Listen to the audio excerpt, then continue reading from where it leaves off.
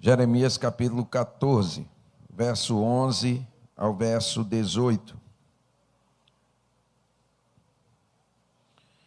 Então o Senhor me disse: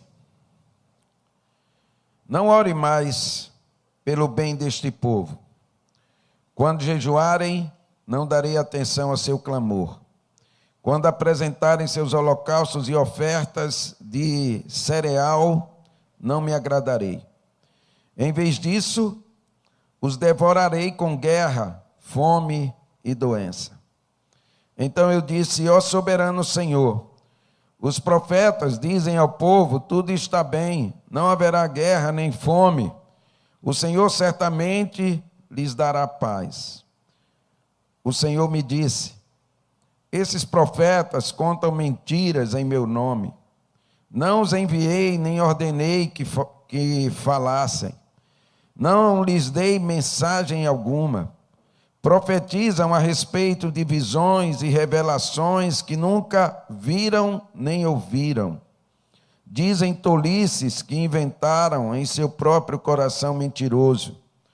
Por isso, assim diz o Senhor: castigarei esses profetas mentirosos, pois falam em meu nome, embora eu não os tenha enviado.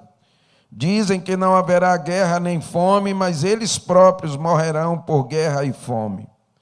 Quanto ao povo para o qual profetizam, terão o corpo jogado nas ruas de Jerusalém, vítimas da fome e da guerra.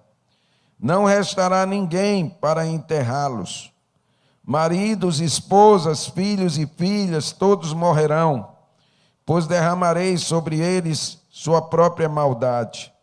Portanto, diga-lhes o seguinte: noite e dia meus olhos se enchem de lágrimas. Não consigo parar de chorar, pois minha filha virgem, meu povo precioso, foi derrubada e está mortalmente ferida.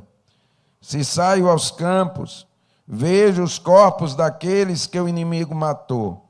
Se ando pelas ruas, vejo aqueles que morreram de fome. Os profetas e sacerdotes prosseguem com seu trabalho, mas não sabem o que fazem. Abençoa-nos agora, Senhor, ao recebermos a Tua palavra, com temor no nosso coração, em nome de Jesus. Amém. O profeta Jeremias foi um profeta extremamente contundente, duro. Sua mensagem era uma verdadeira espada, uma verdadeira navalha.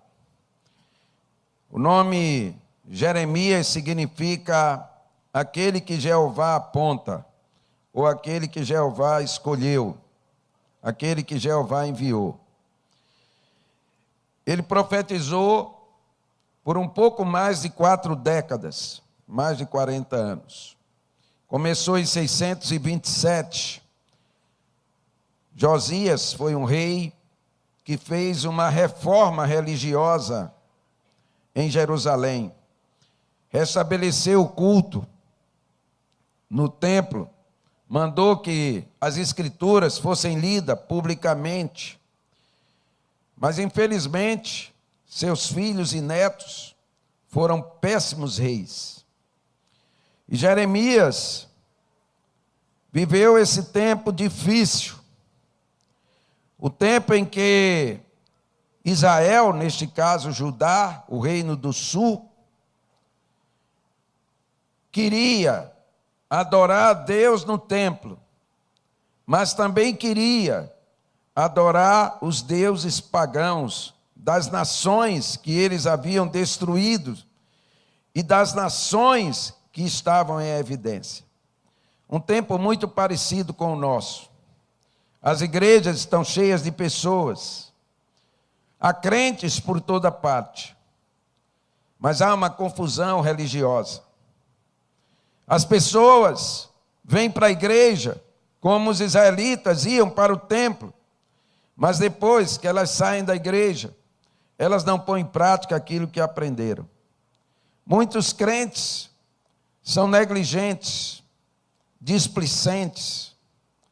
Muitos crentes não têm qualquer compromisso com Deus. São pessoas que não passam de religiosas, mas na verdade não são comprometidas com o Senhor. Jeremias aparece e ele traz uma mensagem. Jerusalém vai ser destruída. O templo vai ser destruído. Tudo vai ser destruído. E o povo vai ser levado cativo, escravo. Outra vez vocês vão ser escravos, Jeremias dizia. Vocês vão ser levados para a Babilônia e passarão 70 anos ali no exílio. Eu quero dizer para você algumas coisas, mostrar que me chamam a atenção nesse texto. Verso 11, está aí na tela. Então o Senhor me disse, Jeremias falando, não orem mais pelo bem desse povo. Eu, quando li isso, eu fiquei impressionado. Suponhamos que Jesus chegasse e dissesse para mim, não ore mais pela igreja. Suponhamos que Jesus chegasse com você e dissesse, não ore mais por esse amigo. Porque quando não há arrependimento, irmãos, nem a oração funciona. E Deus estava tão triste com a situação do povo dele, que Deus disse a Jeremias, não ore mais pelo bem desse povo. Pode parar. Não ore mais.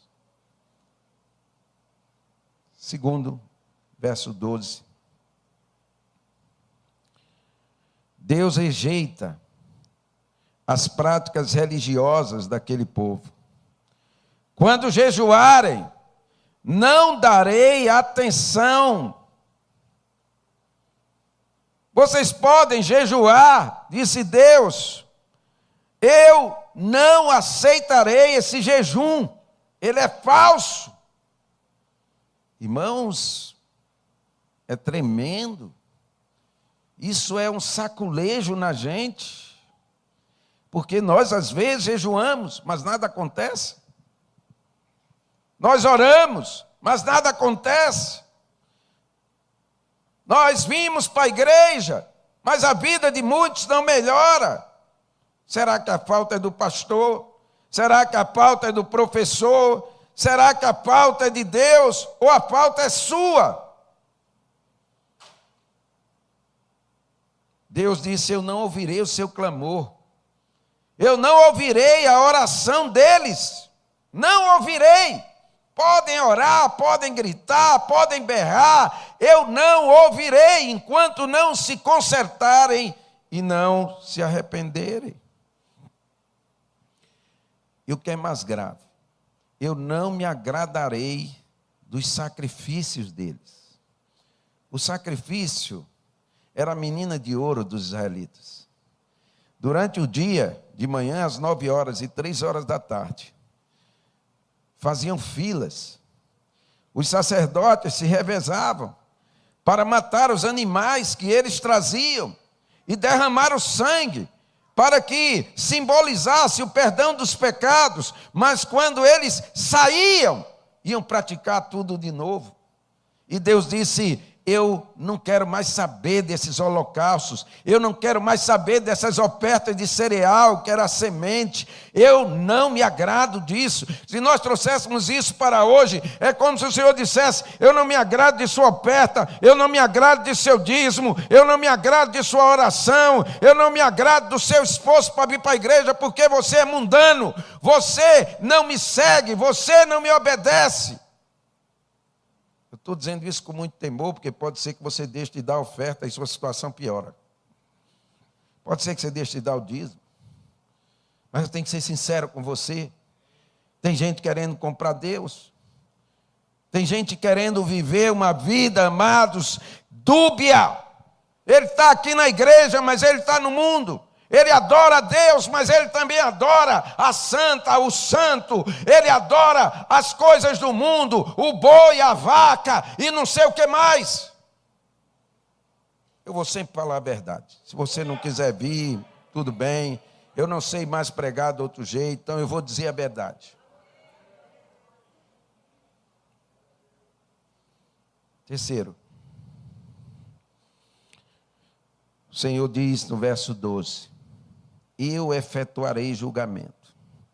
Olha o que ele diz para o seu povo. Em vez disso, eu os devorarei com guerra, fome e doença. Presta atenção nesse trio: guerra, fome, doença. Durante toda a história da humanidade, porque nunca se arrependeram. Hoje é a mesma coisa. Guerra, fome, doença. Guerra, fome, doença. O Senhor está dizendo: vocês pensam que só porque vocês fazem um cultinho aí, porque vocês vêm aqui e fazem um show, eu vou deixar de julgar vocês? Não! Não é porque você diz que é crente ou é igreja, eu vou devorar vocês. Eu vou mandar guerra, eu vou mandar fome, eu vou mandar doença. Não foi o diabo, não. Deus permitiu que a Babilônia cercasse Jerusalém. E Nabucodonosor, em 587, destruiu completamente o templo, levou os utensílios para a Babilônia. Mais tarde, Belsazar vai ser condenado por isso. Escravizou o povo, destruiu os muros, por causa do pecado, da desobediência, da idolatria, porque o povo estava adorando deuses pagãos. O pessoal ia na igreja, mas depois ia na colina, ia no monte e adorava deuses falsos. Nós temos que ter cuidado, irmãos, porque tem o dia do acerto de contas. Tem muita gente brincando com Deus, tem muita gente levando Deus na brincadeira. Mas preciso dizer para você que haverá uma hora que Deus vai apertar o cinto, que Deus vai chamar você à responsabilidade. E se você não se arrepender rápido, não adianta ficar dizendo que eu sou discípulo do Joquitã, eu sou da Igreja União. Deus vai olhar para você e vai dizer: eu sei quem você é, eu sei o que você faz, eu sei como é que você se comporta. Nós estamos vivendo um tempo perigoso, irmãos. O mundo entrou dentro da igreja. A igreja deveria conquistar as pessoas para Jesus, mas hoje a nossa força é pequena, porque as pessoas não veem nenhuma diferença. Elas falam: não tem diferença. Nós deixamos o mundo entrar na igreja. E nós precisamos, como aquele povo, nós precisamos nos arrepender antes que seja tarde demais. 4. Versos 13 a 15. No meio dessa turbulência religiosa, sempre é assim. Os falsos profetas se aproveitam. Eles aparecem. Eles trazem alívio momentâneo para o povo. O povo está sob julgamento. O povo está sofrendo. Aí vem a mensagem mentirosa dos falsos líderes, pastores e apóstolos. Nos nossos dias é igual. Ele chega aqui, ele promete um monte de prosperidade e de paz. E todo mundo sai se sentindo bem até o dia seguinte. Porque no dia seguinte a realidade chega. Olha o que acontece. Então, Jeremias, ele diz: então eu disse, ó soberano Senhor, os profetas dizem ao teu povo: está tudo bem, não haverá guerra. Jeremias está profetizando que vai haver guerra, fome e doença, Mas eles assumem o púlpito e falam negativo, não vai haver guerra nem fome, o Senhor certamente vai trazer paz. Não é assim, amado. Você já viu algum falso profeta falar a verdade? Você já viu algum falso profeta trazer uma mensagem dura? É sempre uma mensagem que todo mundo vai ficar rico. Continue assim, fazendo o que você está. Deus não está nem aí. Deus modernizou. Deus liberou tudo. Quer dizer para você, meu irmão, que aqueles 10 mandamentos continuam valendo. Eu quero dizer para você que a Bíblia continua valendo. Eu quero dizer para você que Deus continua sério, que Ele continua santo. Ele não vai mudar.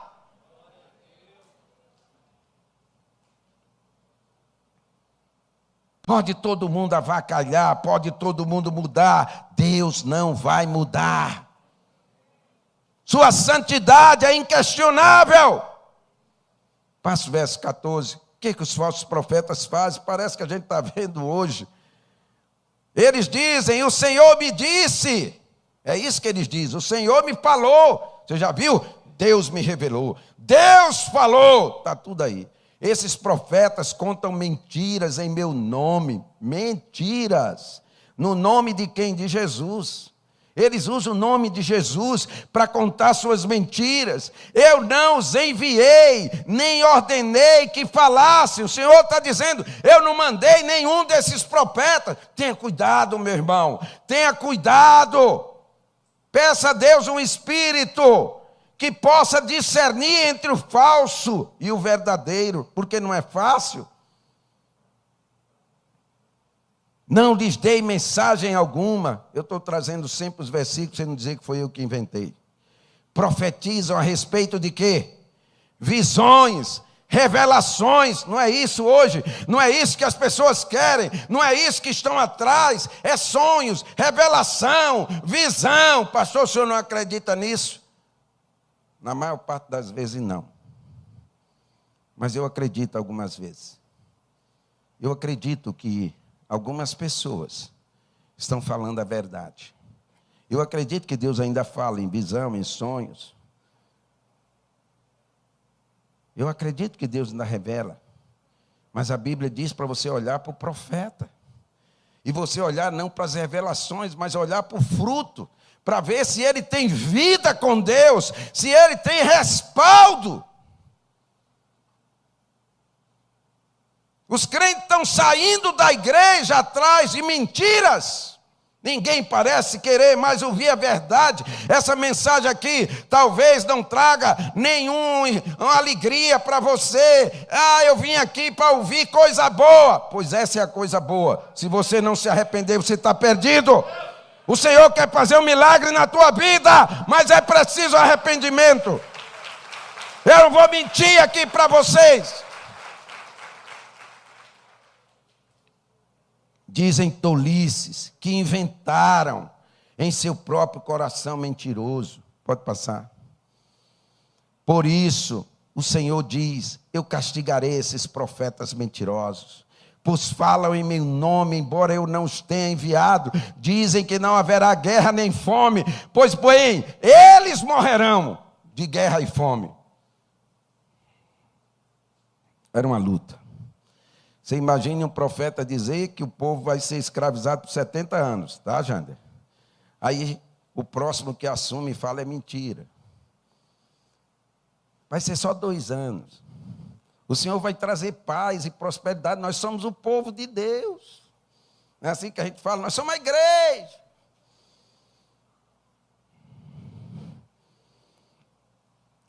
Quinto e último.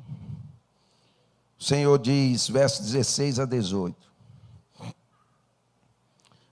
Eu vou enviar a calamidade. Eu vou enviar a calamidade. Irmãos, a gente pensa que Deus, Ele só manda coisas boas.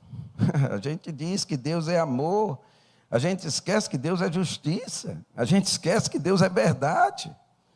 A gente esquece que Deus está no controle. A gente esquece que a santidade de Deus não pode ser manchada.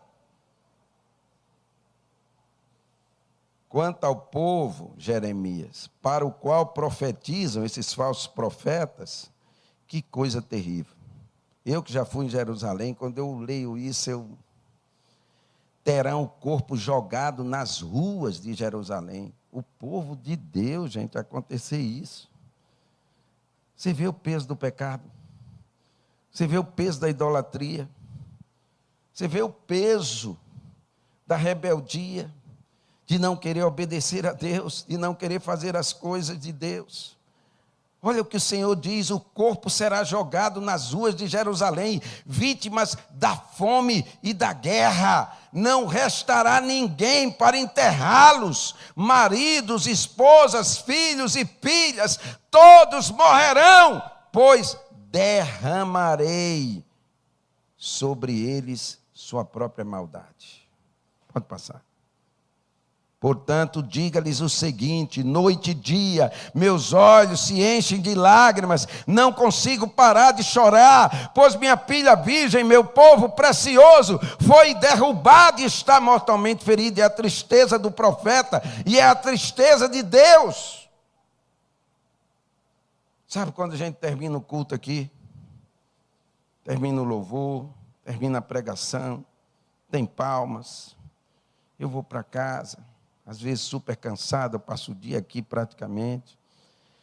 Minha oração, quando eu chego em casa, eu recebo um relatório de quantas pessoas vieram, recebo um relatório de quanto entrou de dinheiro.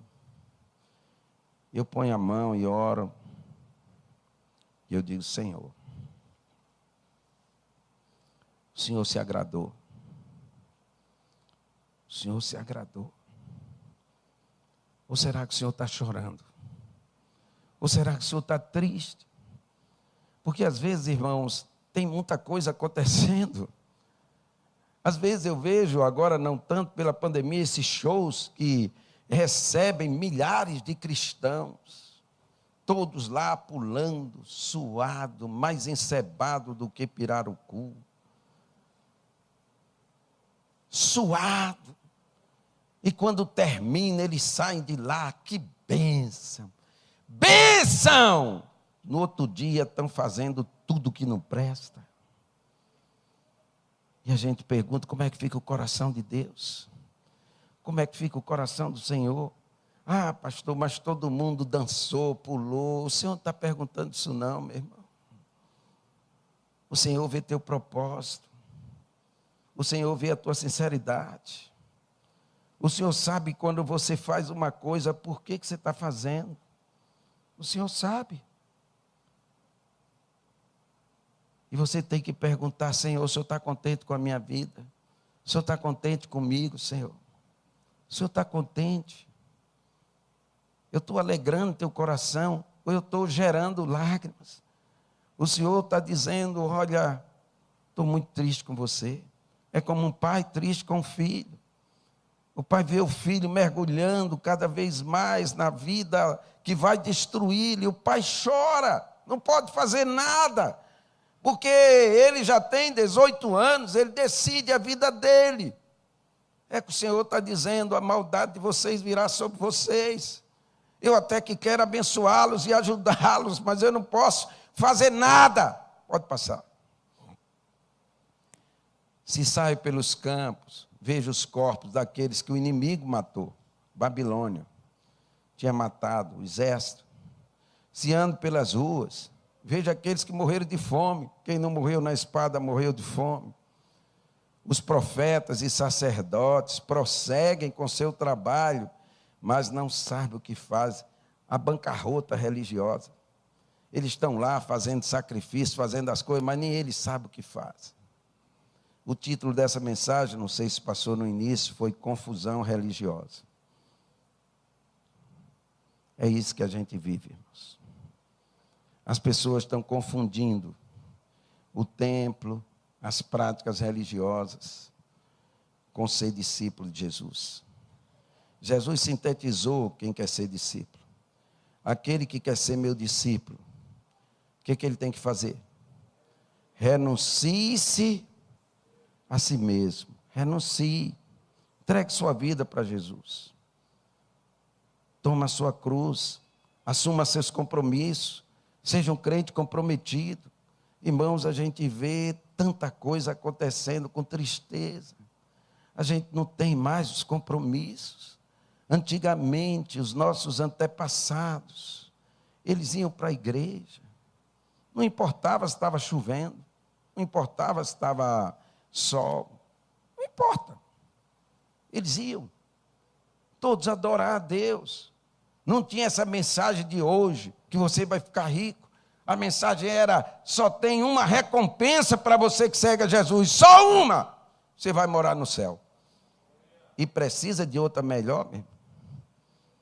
Precisa de outra melhor. Aquele pessoal daquela comunidade que passou, aquelas casas de barro, eu estou incomodado, eu voltei incomodado, porque aquela mulher que falou lá no poço, aquela moreninha, ela é a líder ali naquela comunidade, é ela que limpa o templo, é ela que organiza o culto, é ela que faz as coisas. Você viu a casa dela, meu irmão? A casa de barro.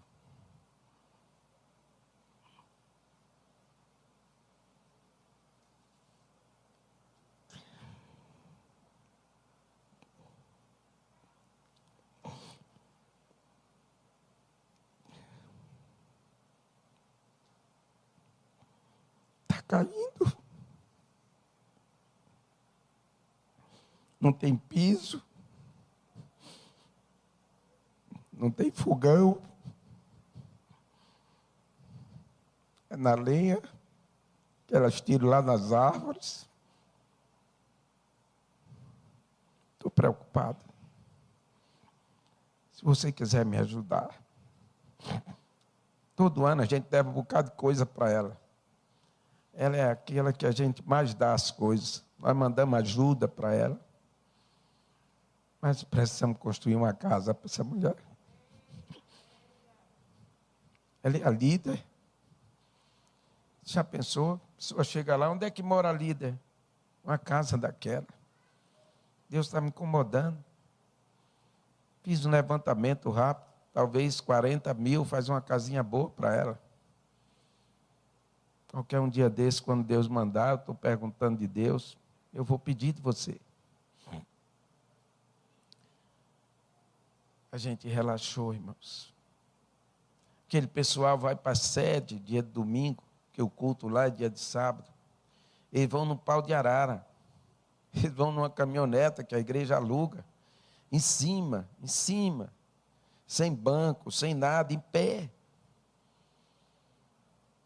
Mas a gente está aqui, tem nosso carro, tem ônibus, tem ar-condicionado. Quantas desculpas. Ah, pastor, eu não vou para a igreja por causa do corona. Pede para sair da terra, que o corona está em toda parte. Pede para o Senhor, me leva. Me leva. Ah, eu não vou para a igreja, o senhor sabe, é muito sol. Pede a Deus para te levar para uma terra de gelo. Vai lá para a Groenlândia.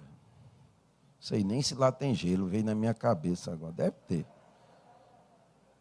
Ah, Senhor, não vou para a igreja. É porque o Senhor dá a mesma mensagem todo dia. Tudo bem. Tem um monte de igreja boa aí, melhor do que a nossa, vai para ela. Mas em nome de Jesus, eu te peço. Estou dizendo isso com muito temor no meu coração. Em nome de Jesus. Em nome de Jesus. Se arrependa. Saia desse comodismo. Antes que venha esse trio. Guerra na tua família. Fome, não é fome só de comida não, é fome de paz, é fome das coisas básicas para a nossa alma. Guerra, fome, o que mais? Doença. Todos nós adoecemos, irmão, mas todo dia tem uma doença na tua casa, está errado. Está errado. Tem alguma coisa errada. Dá para você entender? A gente adoece. Mas você acabou de ficar curado, o outro ficou doente. O outro acaba de ficar curado, o outro ficou doente. Fica todo mundo doente, toda hora, todo dia, toda semana. Cadê essa família? Está doente, está doente, está doente. Leva óleo, taca óleo na tua casa. Chama a gente para orar. Tem alguma coisa errada. Tem alguma coisa errada. Está tudo desmantelado na casa da gente. Tem alguma coisa errada. Dá para você parar e pensar, não, pastor, mas foi uma irmã lá, do fogo, lá em casa, e disse que está tudo bem. Então vai nessa. Era o que os profetas diziam. Está tudo bem, está tudo bem. O exército está aí fora, rodeando a cidade, está tudo bem, fica tranquilo, está tudo bem. Até que o muro caiu, foi todo mundo morto ou escravizado. Está tudo bem, está bem mesmo, está bem mesmo. Passei do meu tempo, mas eu precisava dizer isso. Deus te abençoe.